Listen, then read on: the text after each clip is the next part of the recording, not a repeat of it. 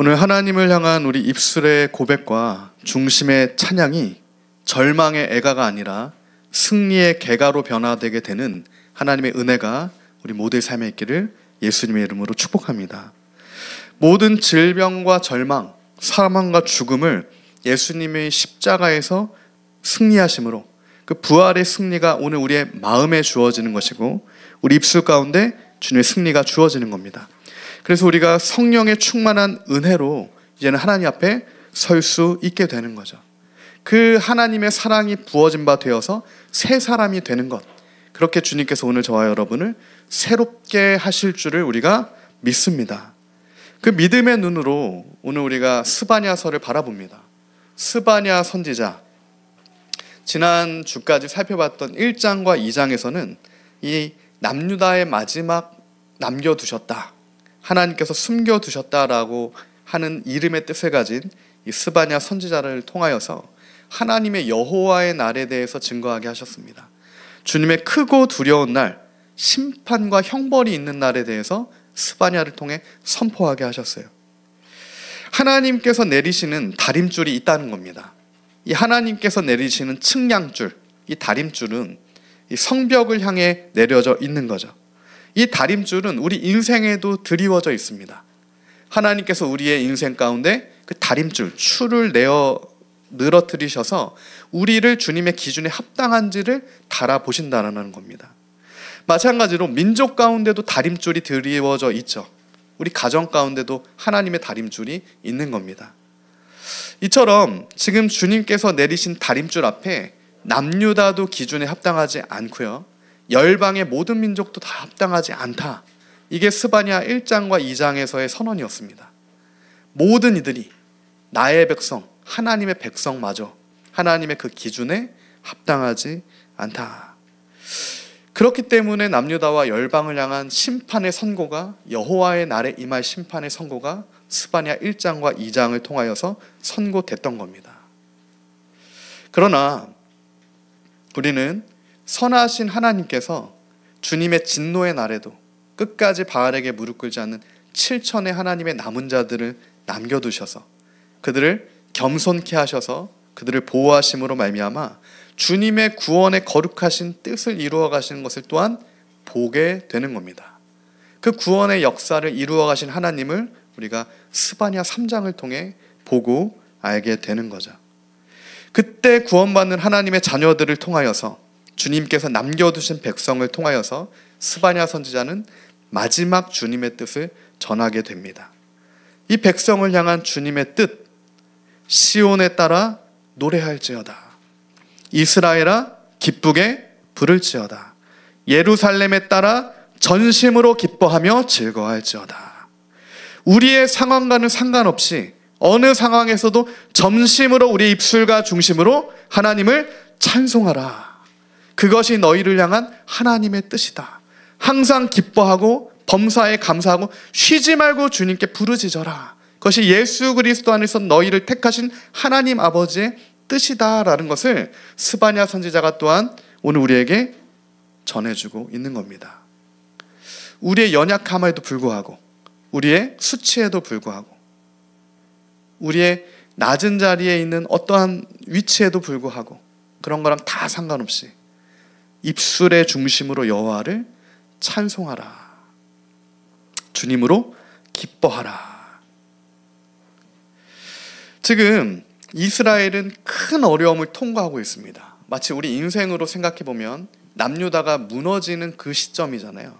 요시아의 개혁이 실패하는 그 시점입니다. 이제 절망을 앞두고 있는 상황적으로는, 그때 하나님께서는 전혀 우리가 사실은 할 수 없는 것을 말씀하시는 거예요. 찬송할 수 없는 중에 찬송해라. 기뻐할 수 없는 중에 기뻐해라. 감사할 수 없는 중에 감사해라. 전심으로 주님을 바라라. 찬양할 수 없는 가운데 여호와를 찬양하는 것, 이것이 진짜 은혜 받은 중심에서 나오는 찬송임을 우리가 믿습니다. 진짜 은혜죠. 진짜 은혜. 주님이 주시는 진정한 은혜입니다. 오늘 우리에게는 그 은혜가 필요한 겁니다. 주님이 주시는 진정한 은혜, 다른 은혜 아니라 진짜 그 은혜가 오늘 우리에게는 필요한 거예요. 바랄 수 없는 중에 바라게 되는 겁니다. 소망할 수 없는 중에 소망하게 되는 거예요. 우리가 어떻게 그렇게 될 수가 있겠습니까? 예수님의 그리스도의 십자가에 피 묻은 은혜가 우리 입술 가운데 있고 우리 심령 가운데 있을 때 우리는 하나님을 찬송할 수 있게 되는 겁니다. 순전한 믿음이 있는 중심에서 여호와를 전심으로 예배할 수 있는 거죠. 그러므로 하나님께서는 오늘 주님의 자녀들에게 남유다, 그 열방 모두에게 날마다 신실하시고 변함없으신 하나님을 향한 전적인 신뢰와 믿음을 주님께 보여라 라고 말씀하고 계신다는 겁니다. 주님께 믿음을, 전적인 신뢰를 드려라. 그때만 우리가 입술을 열어 주님을 전심으로 찬송할 수 있다라는 것을 우리에게 알려주고 계신 거예요. 오늘 우리가 우리 삶 가운데 왜 우리의 어려움이 닥치게 되면 상황에 따라 주님을 찬송하지 못할 때가 임하게 됩니까? 아직 우리가 주님을, 그 주님의 깊은 사랑을, 나를 구원하시는 십자가의 예수님의 사랑을 아직 온전히 알지 못하기 때문이라는 겁니다. 우리가 주님을 진정으로 깊이 알게 되면 나를 살리려고 직접 십자가에서 자기 아들을 내어주신 하나님의 나를 향한 그 사랑을 깨닫게 되면 하나님을 어떤 상황 가운데서 찬송하지 아니할 수 없게 된다는 겁니다. 오늘 주님께서는 그 믿음을 하나님께 드려라. 나의 백성들아, 이스라엘의 남은 자들아, 시온에 따라라고 말씀하고 계시는 거죠. 그것이 오늘 우리가 주님을 전심으로 예배하고 찬송해야 할 이유이고요. 그것이 시온의 딸, 시온의 딸은 이스라엘이죠. 하나님의 선택받은 자들이 주님 앞에 중심으로 나아가야 하는 이유입니다. 그리고 오늘 특별히 스바냐 본문은 이처럼 우리가 그 전심의 찬송으로 하나님께 나아가야 할 구체적인 이유를 세 가지를 우리에게 알려주고 있어요. 첫 번째 이유, 우리가 중심의 찬송으로 하나님의 이름을 부르며 나아가야 하는 첫째 되는 이유는 여호와 하나님께서 너의 형벌을 제하였기 때문이다 라는 겁니다. 우리의 형벌과 수치를 십자가에서 예수님께서 제하여 주셨기 때문에 우리는 찬송의 입술로 하나님께 나아가야 된다는 거예요. 이것은 해도 되고 안 해도 되는 문제가 아닌 거죠. 오늘 우리를 향한 주님의 뜻인 겁니다. 그 주님의 뜻대로 우리가 삶의 결단으로 또한 아버지 앞에 믿음으로 반응하며 나아가야 되는 겁니다. 하나님께서 오늘 스바냐를 통해 말씀하신 이스라엘의 특별히 선택받은 자들, 구원받는 자들의 형벌을 제하셨다라고 하는 것은 그들의 모든 죄악이 사하여졌다라는 것을 뜻합니다. 몇 가지만 제하여 주신 게 아니고요. 그 삶의 모든 죄악과 누룩을 모두 다 단번에 십자가에서 속죄하셨다. 이렇게 말씀하시는 거예요.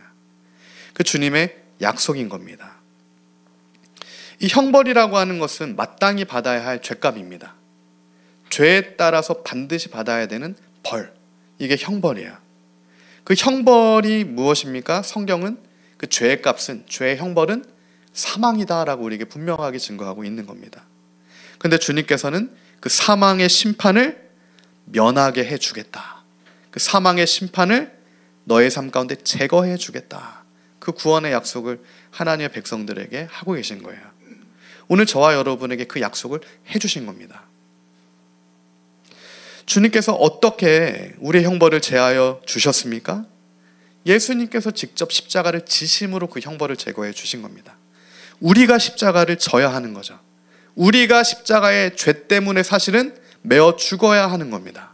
그러나 예수님께서 나를 대신해서 십자가에 매달려 돌아가심으로 그 피를 흘리셔서 그 속죄의 피로 우리를 살리시고 구원하셔서 우리를 새롭게 하신 그 은혜, 그가 찔림으로 채찍에 맞음으로 우리가 나음을 얻은 그 예수님의 보배로운 피가 우리를 살린 그 은혜, 그 은혜 안에 우리가 거해 있어야 합니다. 그 은혜 밖에 있는 자들에게는 무서운 형벌이 그대로 임하게 돼요. 그것을 데살로니가 후서 1장 8절은 분명하게 우리에게 증거합니다. 하나님을 모르는 자들과 우리 주 예수의 복음에 복종하지 않는 자들에게 형벌을 내리시리니, 하나님의 복음에 복종하지 않는 자들, 무슨 얘기입니까? 예수님을 믿지 않는 자들에게는 그 처음부터 준비된 형벌이 그대로 임하게 될 것이다 라는 확증을 해주는 거예요. 하나님을 모르는 자들도 마찬가지입니다. 하나님을 아는 자 중에 복음을 믿지 않는 자들도, 예수님을 믿지 않는 자들도 형벌을 받게 되는 거고요. 아무리 윤리 도덕적이고 착한 사람이라도 하나님을 모르는 자 역시 똑같은 사망의 형벌에 처해지게 된다는 겁니다. 이것을 로마서 3장 23절에서 26절에 사도 바울이 다시 한번 우리에게 확증해 주는 거예요. 모든 사람이 죄를 범하였음에 하나님의 영광에 이르지 못하더니, 모든 사람입니다. 모든 사람, 한 사람도 빠짐없이 하나님의 그 다림줄, 하나님의 기준, 하나님의 영광에 이르지 못하였음에. 24절이죠. 그러나 그리스도 예수 안에 있는 속량으로 말미암아 하나님의 은혜로 값없이 의롭다 하심을 얻은 자 되었느니라. 다른 곳에 있는 것이 아니라 예수님 안에 있는 속량의 피로 말미암아, 하나님의 은혜로 말미암아 값없이 의롭다 하심을 얻게 되었다.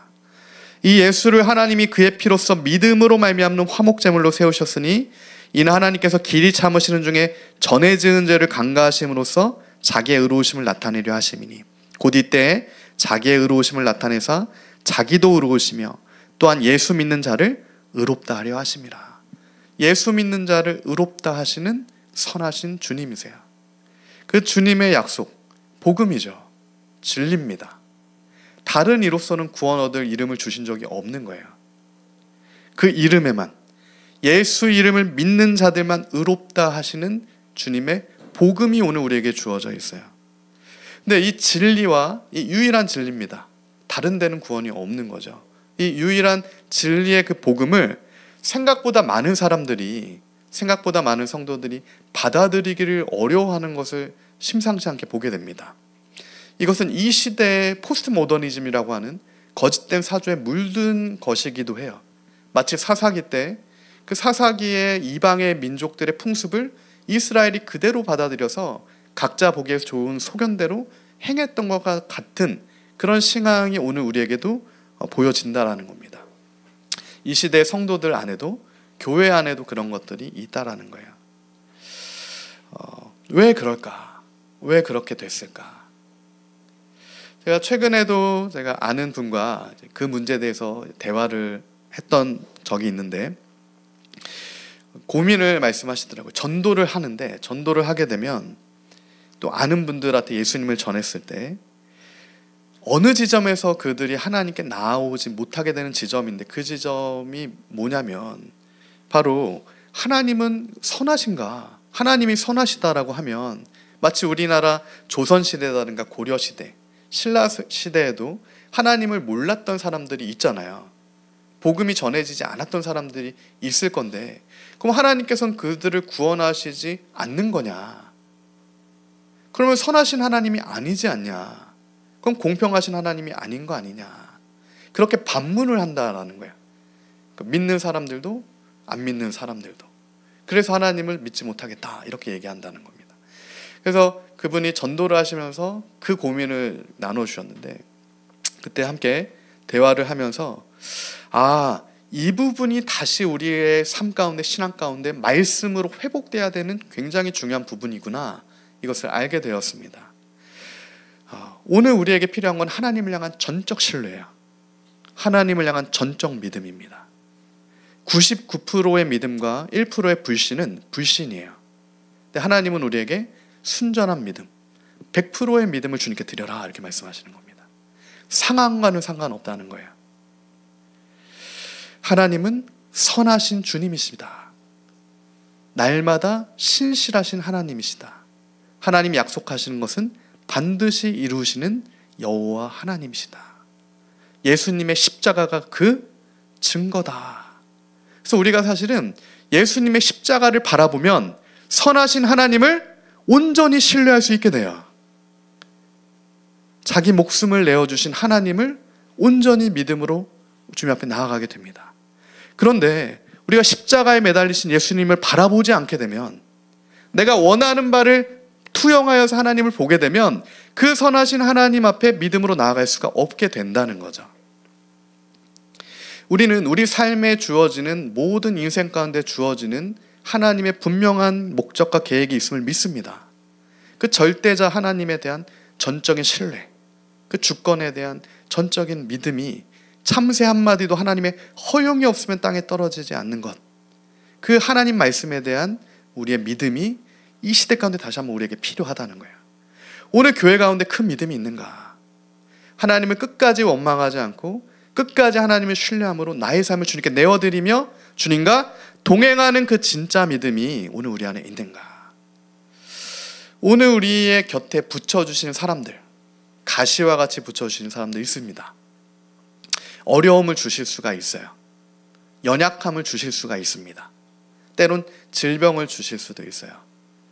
그러나 그 과정을 통과하면서 하나님께서 반드시 우리에게 주님을 중심으로 찬송할 수 있는 입술의 회복과 중심을 주신다는 겁니다. 그것을 주시기 위하여서 하나님께서 우리를 그렇게 인도하신다는 거예요. 그 믿음, 그 온전히 주님께 내어드리는 믿음, 그게 주님께 온전히 마치 접착제로 붙어있듯이 주님만을 의지하는 그 믿음이죠. 우리가 다시 그 십자가에 달리신 예수님을 바라보는 자리로 나아가야 합니다. 그 생명의 길이에요. 십자가의 길 외에는 다 사망의 길입니다. 오늘날 이 시대의 미혹이 무엇입니까? 사망의 길을 생명의 길로 바꿔놓은 거예요. 그래서 그냥 가는 곳마다 길이 된다, 이렇게 얘기하는 겁니다. 그냥 사는 대로 살면 삶이 되는 거야. 그냥 어디든 걸어가면 길이 되는 거야. 이것은 이 시대의 끔찍한 미혹입니다. 그렇지가 않아요. 하나님 말씀은 분명하게 생명의 길이 있고 사망의 길이 있다라고 우리에게 증거합니다. 예수님과 함께 걷는 길은 생명의 길이고, 주님과 상관없는 너가 건너가는 길은 그냥 내가 보기에 좋게 살아가는 삶은 사망의 길이다, 분명하게 우리에게 증거해주고 있다는 겁니다. 주님께서 오늘 우리의 눈을 띄워주시기를 간구합니다. 그래서 우리가 더는 그냥 가는 대로, 내가 사라지는 대로 그렇게 하는 것이 아니라 분명한 주님의 뜻을 알고 나를 부르신 주님의 목적을 분명히 깨닫고 예수님을 분명히 알고 그 주님과 함께 동행하게 되는 그 은혜 역사가 우리 삶 가운데, 이 어려운 시대 가운데도 주님의 선택받은 백성인 저와 여러분 안에는 있기를, 그 믿음이 회복되길 간절히 간구합니다. 진리 가운데로만 나아가야 구원에 이르죠. 비진리로 나아가는데 구원에 이를 수는 없습니다. 빛 가운데 나아가야 어둠에 질식되지 않습니다. 오늘 왜 많은 믿는다고 하는 이들이 어둠 가운데 삼켜 질식되고 있는가? 우리가 빛 가운데로 나아가야 하는 거죠. 빛 대신 예수님께 나아가야 합니다. 빛의 자녀들처럼 빛의 갑옷 입고 주님 앞으로 나아가야 하는 거예요. 그때만 우리는 이 시대의 어둠 가운데 질식되지 않을 수가 있어요. 이 절망의 질식 가운데 함께 질식되지 않을 수가 있습니다. 그때만 우리는 주님 주시는 그 소망이 우리 심령에서부터 다시 터져나와 큰 기쁨의 찬송을 주님께 올려드릴 수가 있게 되는 겁니다. 그 생명의 길로 나아가는 인생이야말로 가장 복된 인생임을 우리가 믿습니다. 오늘 우리가 하나님, 우리의 인생이 정말 그렇게 되길 간구합니다. 우리의 입술이 다시 변화하고 우리의 중심이 변화하는 하나님의 은혜를 간구합니다. 그렇게 또한 기도하며 나아가기를 소망합니다. 오늘 우리가 이처럼 주님께서 우리에게 주신 그 약속을 믿고 있는가? 예수님의 십자가의 속량으로 말미암아 하나님의 은혜로 값없이 의롭게 된 자 되었다라고 하는 그 사실을 우리가 전적으로 믿는가? 이 믿음은 지적 동의가 아니죠. 단순한 이성에서의 동의가 아닙니다. 맞을 수 있겠다, 이게 아니야. 이것은 전적 동의입니다. 그러니까 전적 반응이에요. 하나님의 사랑에 대한 전적인 신뢰입니다. 지성과 감정과 의지의 존재적인 사실은 하나님 앞에서의 동의예요. 동의. 주님만이 선하십니다. 그 입술로 주님 앞에 우리가 동의하는 겁니다. 주님만이 선하십니다.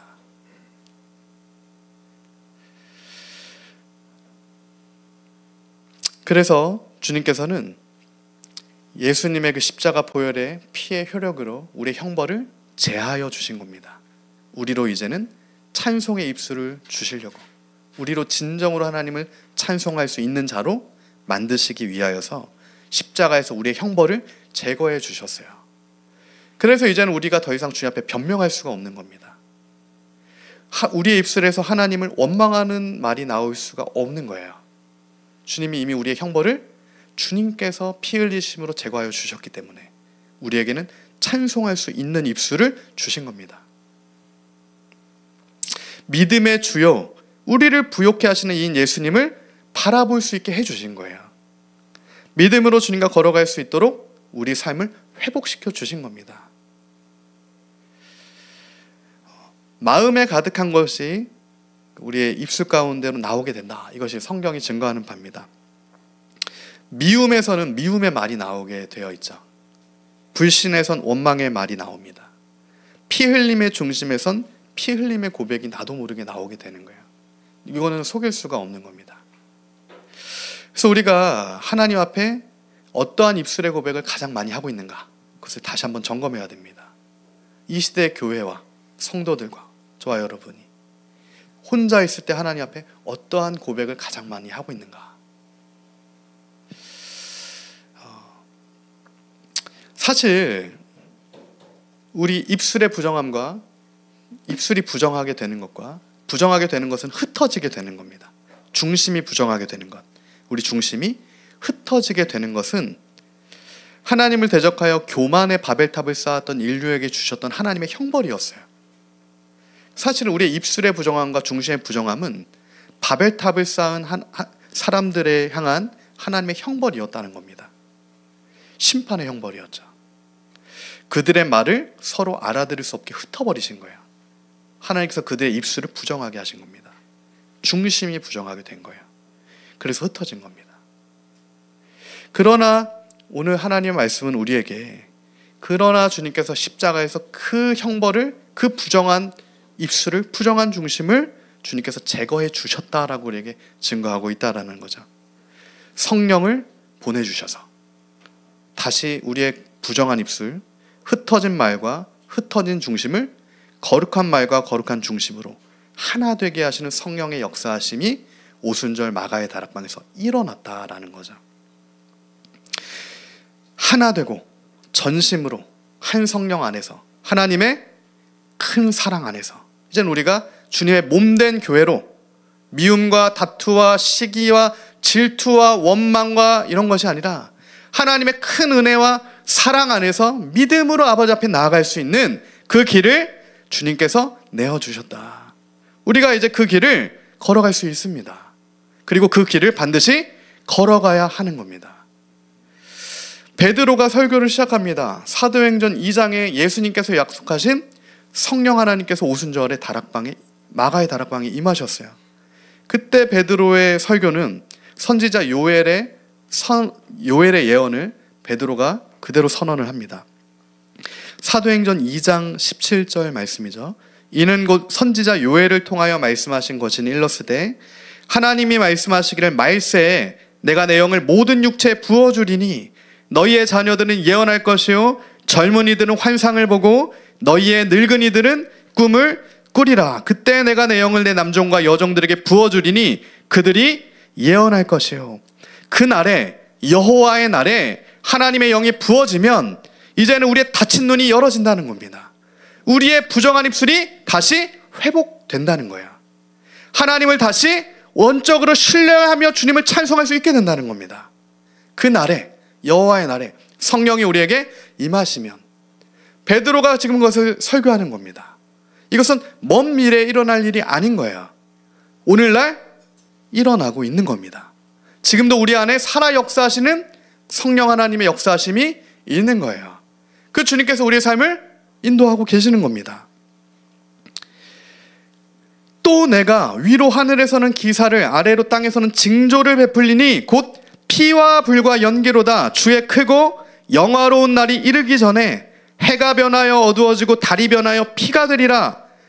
누구든지 주의 이름을 부르는 자는 구원을 받으리라 하였느니라. 아멘. 지금 스바냐 1, 2, 3장과 베드로의 설교는 동일합니다. 주의 크고 두려운 날이 임한다. 그날에는 해가 흔들리고 달이 흔들릴 것이다. 정해진 하나님의 날이 있다. 그러나 그때 동시에 남은 자들, 하나님의 선택이 있는 자들은 누구든지 주님의 이름을 부르는 입술에 회복이 있다라고 하면, 중심의 회복이 이루어지면, 성령의 거듭남이 있으면 누구든지 예수를 주로 고백하여 구원을 얻게 된다라고 하는 놀라운 약속이 베드로의 입술을 통하여서 하나님의 교회를 향해, 성도를 향해 선포됐다면, 그 베드로의 설교는 오늘 우리에게도 동일하게 전해지는 하나님의 말씀이 되는 겁니다. 우리의 입술을 변화시키시고 우리의 중심을 변화시키셔서 우리의 존재를 새롭게 하셔서 성령으로 거듭나게 하셔서 주님의 이름을 전심으로 부르게 하시는 그 하나님의 은혜, 그 여호와의 심판의 날에도 그렇게 우리를 빚어주시는 그 하나님의 사랑과 은혜, 우리가 날마다 그 하나님의 사랑과 은혜에 감격하여 주 앞에 머무는 저와 여러분이 되기를 예수님의 이름으로 축복합니다. 첫 번째는 그 형벌을 제거하셨기 때문에 하나님을 찬양해라, 이렇게 말씀하시는 거고요. 두 번째는 내가 너의 원수를 쫓아내었기 때문에 전심으로 나를 찬양하라, 이렇게 말씀하고 계시는 거죠. 내가 너의 원수를 내가 쫓아냈다, 이렇게 하나님께서 말씀하십니다. 스바냐를 통하여서. 우리가 쫓아내는 게 아니에요. 우리 삶의 원수와 대적이 있습니다. 나의 왼뺨을 때린 자를 오른뺨을 때려서 싸우는 게 아니다라고 성경으로 이렇게 증거합니다. 왼뺨을 치는 자에겐 오른뺨도 내어줘라, 이렇게 우리에게 증거하고 있죠. 쉽지가 않습니다. 우리가 가장 많이 싸우게 되는 때가, 저를 생각해 보면 운전할 때인 것 같아요. 주차하거나 이럴 때 어떤 갑자기 생각하지 않은 생명의 위협을 느끼는 거잖아요. 그 운전하다가 갑자기 깜빡이도 안 켜고 바로 앞에 이렇게 들어와서 급정거를 밟게 되는 이런 상황들이라든가, 이럴 때 분노하게 되고 감정이 요동치고, 이런 일들이 우리 삶의 다양한 측면에서 있게 됩니다. 직장에서는 직장 상사가 그렇게 우리를 힘들게 할 수도 있죠. 우리의 가정에서의 원수가 될 수도 있는 겁니다. 부모, 형제 간에, 친척 간에. 나를 사기치는 사람을, 그를 어떻게 사랑할 수 있을까? 어떻게든 그에게 복수할 것을 생각하고 있진 않을까? 그러나 하나님께서는 우리에게 분명히 말씀하시는 거예요. 너의 원수를 네가 갚지 말고 하나님께 찬송의 입술로 나아올 때 주님께서 너의 원수를 내어 쫓아주시겠다라는 거죠. 우리는 끝까지 사랑을 선택해야 됩니다. 그럼에도 끝까지 미움과 다툼과 원망이 아니라 끝까지 사랑하기를 선택해야 돼요. 예수님께서 그렇게 하셨습니다. 저와 여러분을 끝까지 사랑하기로 하나님께서 작정하신 거예요. 그래서 아직 원수 되었을 때 우리를 위해서 목숨을 내어주시고 우리를 살려주신 그 은혜, 그 이제는 너희도 나처럼 그 사랑을, 하나님 사랑과 너에게 붙여진 이웃을 사랑하는 자리로 나아가라. 원수를 사랑하라고 말씀하시는 거죠. 원수를 사랑해라. 가장 지키기 어렵지만 가장 본질적으로 지켜야 하는 그 계명이죠. 하나님 사랑과 이웃 사랑인데 원수를 사랑해라. 오늘 이 시대의 교회들의 문제는 저를 포함한 믿는 이들의 문제가 무엇일까? 원수 사랑하기를 사실은 선택하지 않는다는 데도 있는 겁니다. 그러니까 주님께서는 분명하게 원수를 사랑하라 라고 했어요. 우리가 진리 아닌 것에 타협하라는 말이 아니죠. 비진리를 단호하게 우리가 대적해야 됩니다. 많은 이들을 사망으로 끌어가는 것에 있어서는 우리가 막아서야 돼요. 피 흘리기까지. 그게 진짜 사랑인 거죠. 방종은 사랑이 아니에요. 사는 대로 살아. 걸어가는 대로 걸어가. 비진리도 괜찮아. 가다 보면 괜찮을 거야.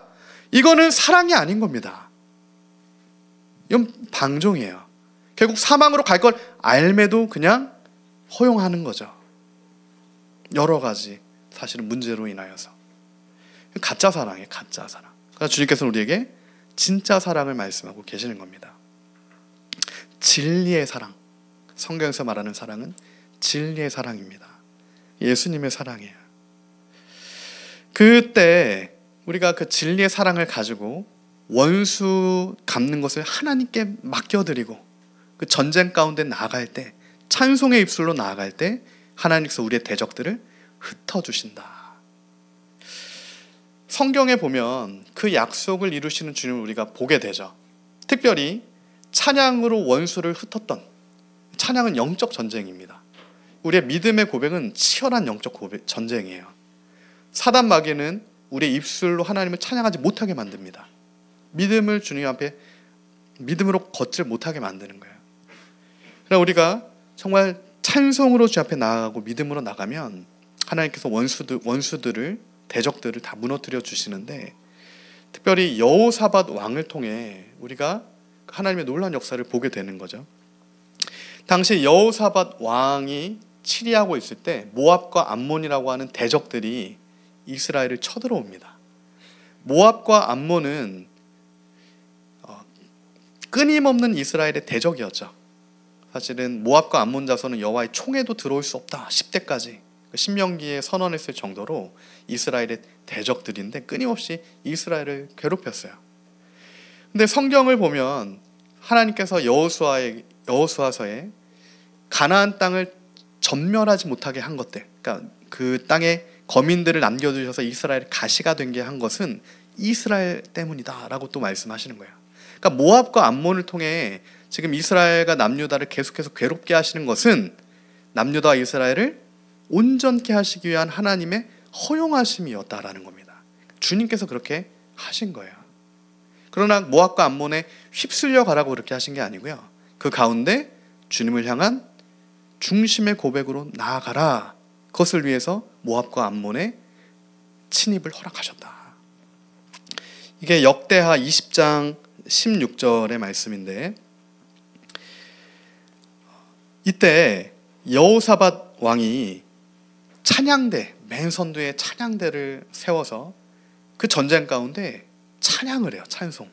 그 전쟁 가운데 하나님을 찬양할 것을 결단해서 하나님을 찬송합니다. 그때 주님께서 싸워주세요. 역대하 20장 17절이죠. 이 전쟁에는 너희가 싸울 것이 없나니 대열을 이루고 서서 너희와 함께한 여호와가 구원하는 것을 보라. 유다와 예루살렘아, 너희는 두려워하지 말며 놀라지 말고 내일 그들을 맞서 나가라. 여호와가 너희와 함께하리라 하셨느니라 하매. 이 전쟁에서는 너희가 싸울 것이 없다. 주님께서 너희를 구원하신 것을 바라봐라. 믿음으로 그 자리에 서서 하나님을 찬송해라. 21절에 백성과 더불어 의논하고 노래하는 자들을 택하여 거룩한 예복을 입히고 군대 앞에서 행진하며 여호와를 찬송하여 이르기를 여호와께 감사하세. 그의 인자심이 영원하도다 하게 하였더니, 그 노래와 찬송이 시작될 때 여호와께서 복병을 두어 유다를 치러 온 암몬 자손과 모압과 세일산 주민들을 치게 하심으로 그들이 패하였으니. 할렐루야. 언제 우리 원수 대적이 무너집니까? 노래와 찬송이 시작될 때, 하나님의 전적인 선하심을 신뢰할 때 원수 마귀는 떠나가는 겁니다. 지금도 우리 삶을 균열시키는 대적들이 있죠. 모압과 암몬같이 우리 삶에 대적들이 있습니다. 전쟁으로 맞서 싸우면 100번 쏴서 100번 패하게 돼 있어요. 모압보다 더 큰 무장을 하고 나간다고 이길 수가 없는 겁니다. 우리가 중심의 고백으로 여호와를 찬송하기 시작할 때, 욥의 고백이잖아요. 하나님은 선하신 하나님이십니다. 그 신뢰를 주님께 드릴 때 원수가 와르르 무너지는 놀라운 경험을 우리가 하게 될 것입니다. 우리는 그 경험을 해야 돼요. 내 힘이 아니라 하나님의 힘으로 이기는, 승리하는 그 놀라운 삶의 경험, 진짜 믿음의 경험을 우리가 해야 합니다. 끝까지 포기하지 말고 끝까지 주님 붙들고 찬송의 입술로 나아가는 복된 저와 여러분이 되길 소망합니다. 이 영적 전쟁에서 우리는 반드시 승리해야 해요. 다윗이 하나님을 찬양할 때, 수금을 탈 때 원수 마귀가 떠나갑니다. 그 분명한 실제인 거야. 우리의 싸움은 눈에 보이는 싸움이 아니라 보이지 않는 영적인 존재와의 싸움입니다. 혈과 육이 아니에요. 보이지 않는 것과의 치열한 영적 전쟁이다. 그래서 예수님께서 사단 마귀를 쫓아내실 때 하나님 말씀을 전적으로 의지하시며 신명기 말씀으로 사단 마귀를 내어 쫓으시죠. 마찬가지입니다. 오늘 주님께서는 우리에게 하나님 말씀을 주셨어요. 권능의 입술을 주신 겁니다. 그 믿음을 주신 거예요. 그럼 믿음으로 우리가 말씀을 들고 하나님을 찬양하며 나아갈 때 원수 마귀가 우리 삶 가운데 쫓겨 나가게 되는 것을 우리가 보게 될 겁니다. 이 마찬가지 하나님의 역사하심은 비단 오늘 우리 삶에만 적용되는 하나님의 말씀은 아닌 거죠. 이 민족에게도 동일하게 적용되는 하나님의 살아있는 말씀입니다.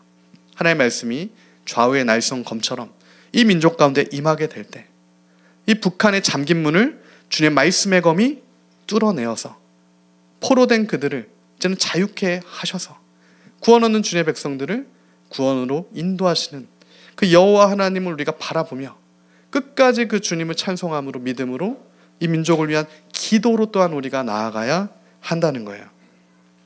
그래서 지금 사실은 이 한반도에 치열한 전쟁이 있는 겁니다.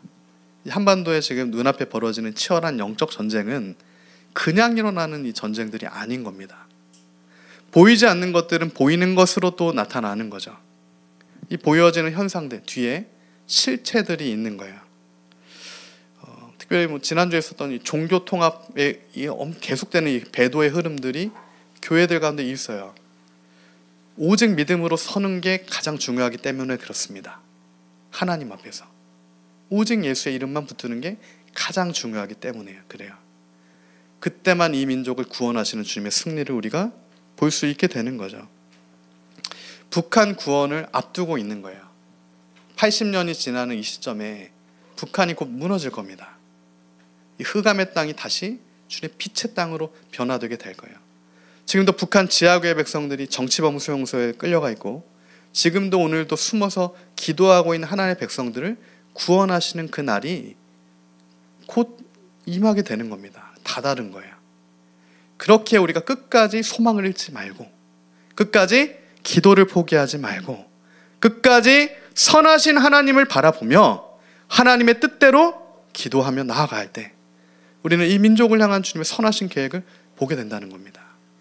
놀라운 승리를 주실 거예요.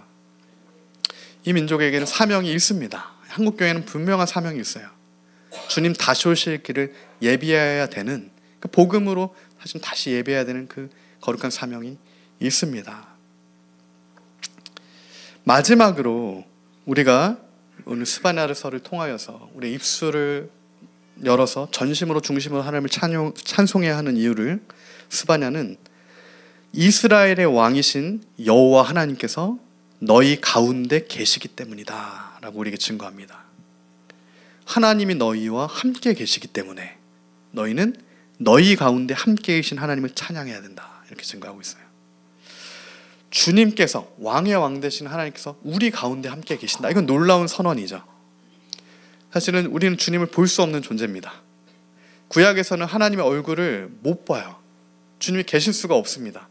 주님은 분리되셔서 거룩한 지성소 가운데 계셔야 돼요. 함부로 들어가면 죽습니다. 우리가 부정하기 때문에. 그러나 우리에게 부정함을 예수님께서 십자가의 피 흘리심으로 제거하셨고 사단의 모든 수치와 괴계를 주님께서 십자가에서 제거하심으로 말미암아 이제는 하나님께서 우리 가운데 계시는 우리를 성전 삼으셔서 주님께서 우리 안에 거하시는 너희 안에 하나님이 거하시는 그 은혜의 하나님을 바라보고 그 주님을 찬송해야 된다라고 스바냐는 마지막으로 우리에게 증거하고 있다라고 하는 사실입니다. 그 놀라운 사실이에요. 그렇기 때문에 우리가 두려워할 것이 없다. 너희는 두려워하지 말아라. 하나님이 너희 가운데 계시다는 증표는 두려워하는 것이 아니다 라고 증거하는 거죠. 신약에는 우리에게 분명하게 증거합니다. 두려움에는 형벌이 있다.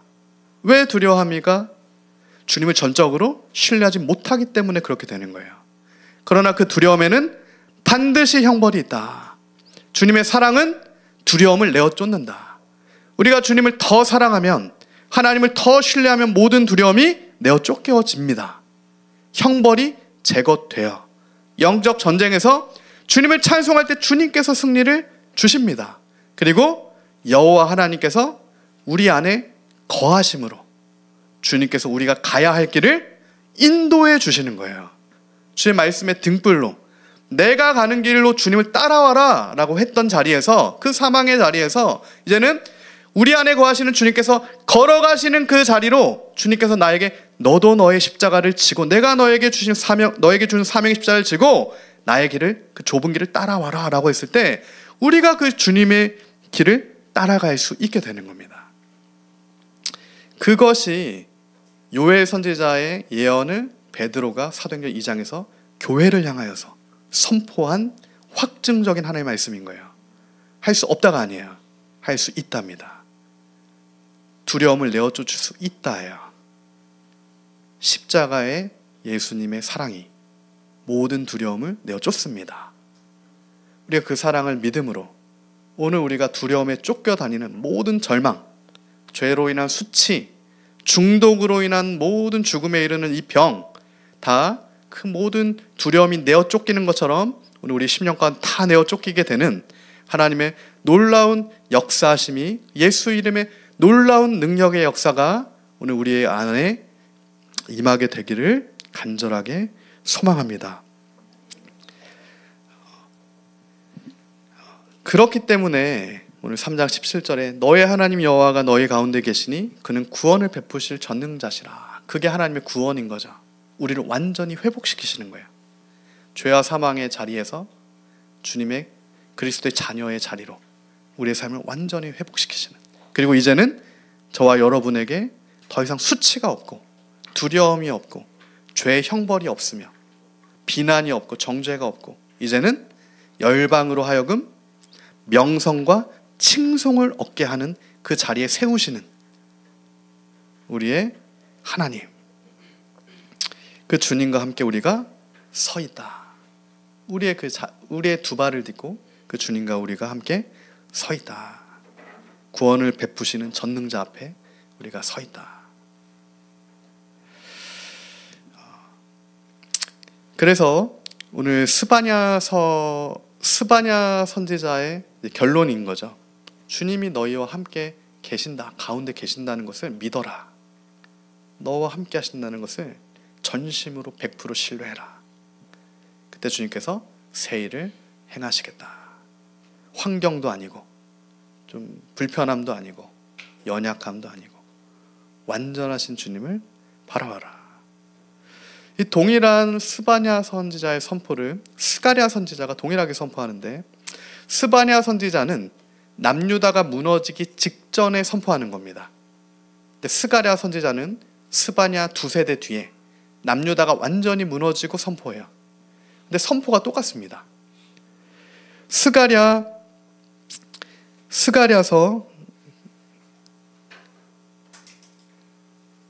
9장 9절과 16절인데 9장 9절입니다.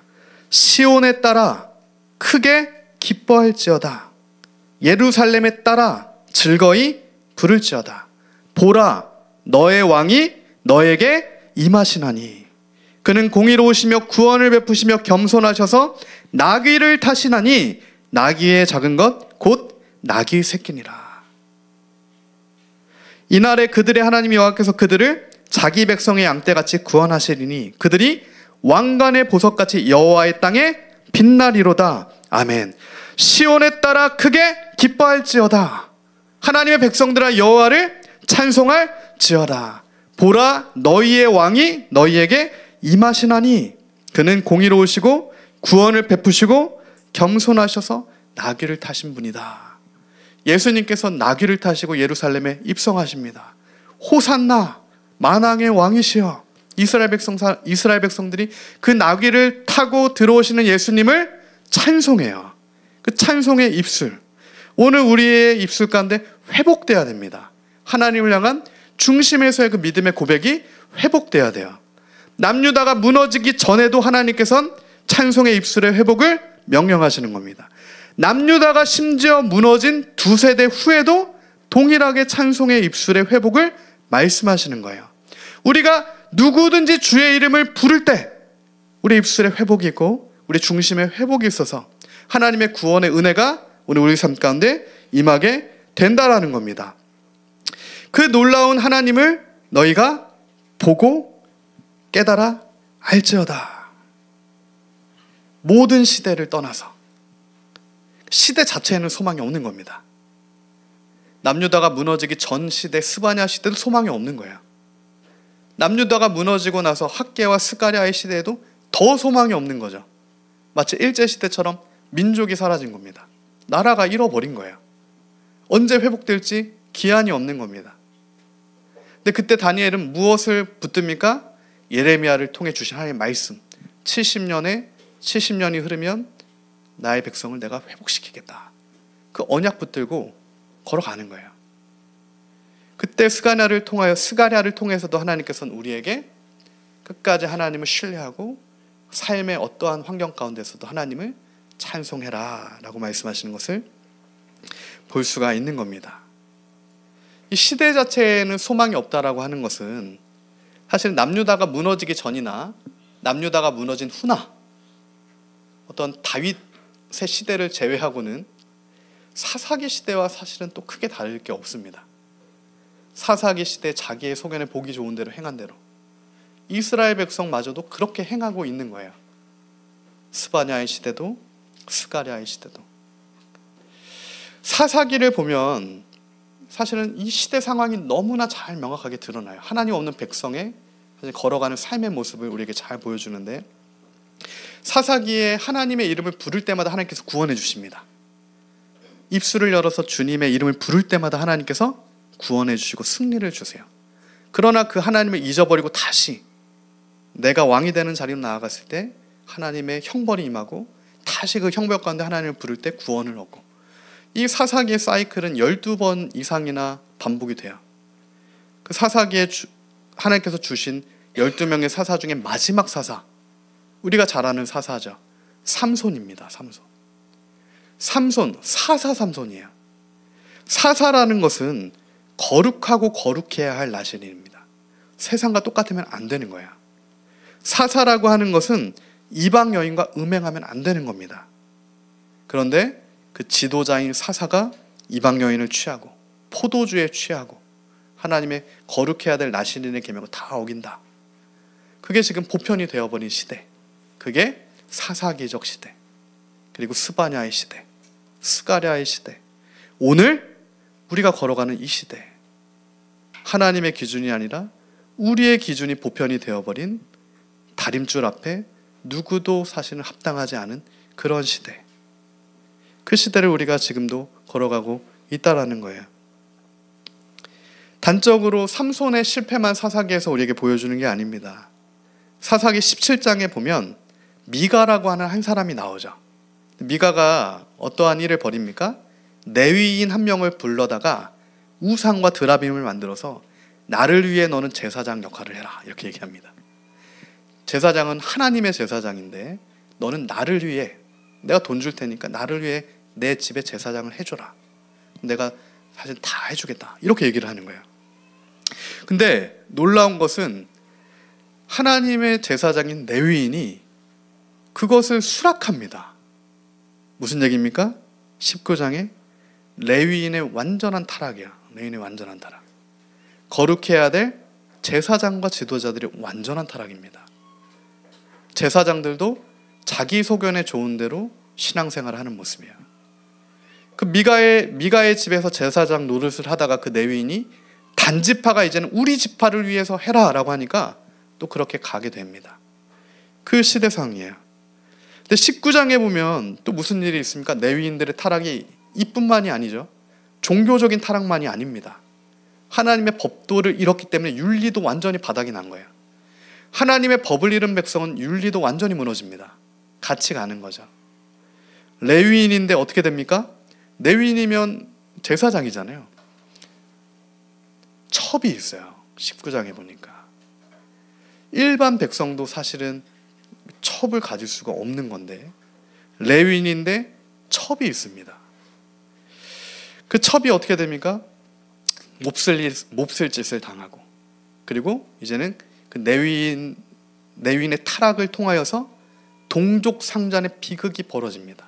그 사사기의 마지막에. 그래서 결국엔 지파 하나가 완전히 사실은 절멸 상태까지 이르게 되는 그러한 상황. 시대 가운데 소망이 보이지가 않는 거예요. 사사도, 지도자도, 제사장도, 민족들, 백성들도 다 타락해서 이미 가나안의 문화와 하나 되는 동화를 이루어지는 것처럼, 이루어가는 것처럼 하나님의 기준을 잃어버린 그때 사사기는 사실은 우리에게 소망을 주지는 않아요. 절망을 줍니다. 사사기는 그들이 왕이 없으므로 보기 좋은 소견대로 행했다, 이렇게 끝나요. 그러니까 시대 가운데 소망이 없어요. 레위인에게도 없습니다. 지도자에게도 없어요. 대중에게도 없는 겁니다. 그런데 그때 하나님의 소망이 누구에게 주어지는 것을 우리가 볼 수 있습니까? 그러한 완전한 절망 가운데 죽음과 사망처럼 모두가 삼켜진 그때 하나님께서 누구를 주목하여 보시고, 하나님께서 누구의 이름을 부르시고, 하나님께서 누구에게 임하시는 겁니까?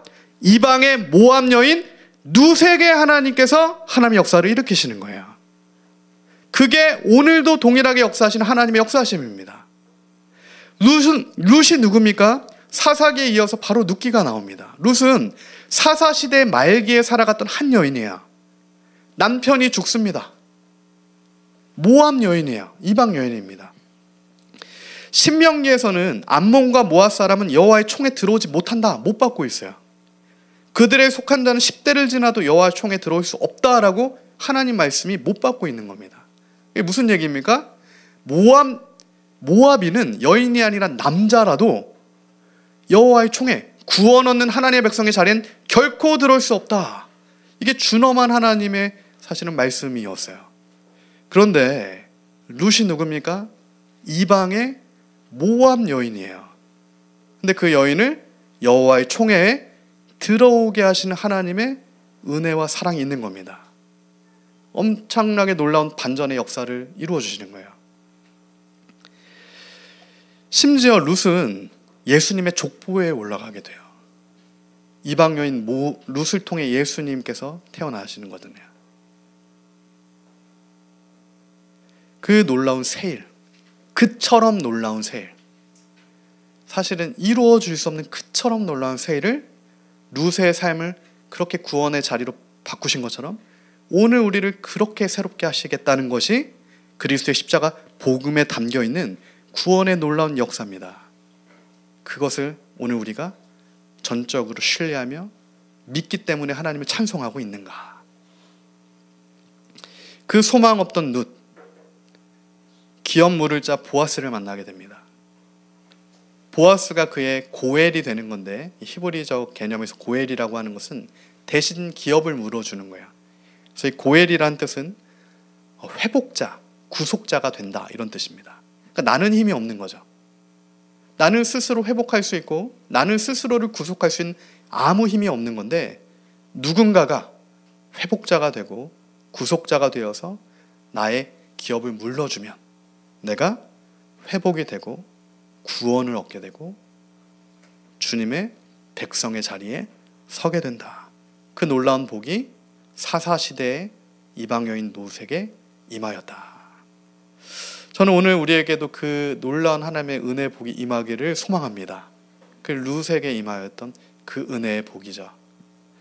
이 시대 가운데서도 다른 곳에 소망이 있지 않습니다. 정치의 소망이 없습니다. 우리가 그것을 믿어야 해요. 아직까지 우리가 정치의 소망이 있고 경제의 소망이 있고 사람의 소망이 있고 지도자의 소망이 있고 심지어 목회자의 소망이 있고, 이러한 것들은 다 우리에게 반드시 소망을 주지 못하는 것들이에요. 하나님께만 소망이 있습니다. 예수님께만 소망이 있어요. 우리의 고엘 되시는, 유일한 우리의 고엘 되시는, 유일한 우리의 구속자 되시고 유일한 회복자 되시는 예수님께만 소망이 있다. 그것을 전적으로 신뢰하는 자만 오늘 스가랴에서 하나님께서 동일하게 하나님의 백성들에게 명령하시는 그 중심의 예배를 하나님께 드릴 수 있게 되는 거고요. 그 찬송을 주님께 드릴 수 있게 되는 겁니다.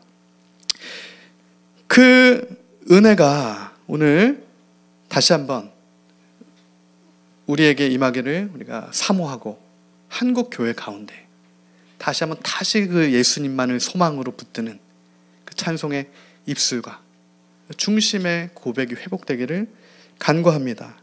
그때만 우리가 요한계시록 12장에 주님의 구원 얻은 백성들이 마지막에 서는 그 모습으로 설 수가 있게 되는 거예요. 요한계시록 12장 10절에서 12절이에요. 내가 또 듣더니 하늘에 큰 음성이 있어 이르되 이제 우리 하나님의 구원과 능력과 나라와 또 그의 그리스도의 권세가 나타났으니 우리 형제들을 참수하던 자 곧 우리 하나님 앞에서 밤낮 참수하던 자가 쫓겨났고 또 우리 형제들이 어린 양의 피와 자기들이 증언하는 말씀으로써 그를 이겼으니 그들은 죽기까지 자기들의 생명을 아끼지 아니하였도다. 그러므로 하늘과 그 가운데 거하는 자들은 즐거워하라. 아멘. 오늘 우리가 이 마지막 시대를 살고 있는 저와 여러분 하나님의 몸된 교회된 백성들이 그러므로 다시 주님이 주시는 큰 기쁨의 그 찬송 가운데 생명 다해 목숨 다해 예수님의 보혈의 피를 의지하여 어린 양을 따라 어디든 주님께서 인도하시는 대로 나아갔을 때 이미 하나님께서 우리를 참수하던 자 사단 마귀를 쫓아내셨고 우리를 구원하셨으니 구원과 능력과 나라가 우리 안에 임하였으니 여호와 하나님께서 너희 가운데 거하시니 그 회복의 은혜가 다시 한번 엘리와 엘리의 아들들의 타락한 시대에도 이스라엘 등불과 같은 사무엘을 남겨두셔서 주님의 뜻을 이루어 가시는 것처럼 오늘 저와 여러분을 그렇게 룻처럼 부르시고 사무엘처럼 준비시키셔서 이 어두운 때에 정말 이 북한의 빛을 밝히고 주님 다시 오시는 길의 빛을 밝히는 복된 주님의 백성들로 삼아 주시기를 그렇게 간구합니다. 이 시간 선포된 말씀 붙들고 하나님께 기도하며 나아갑시다.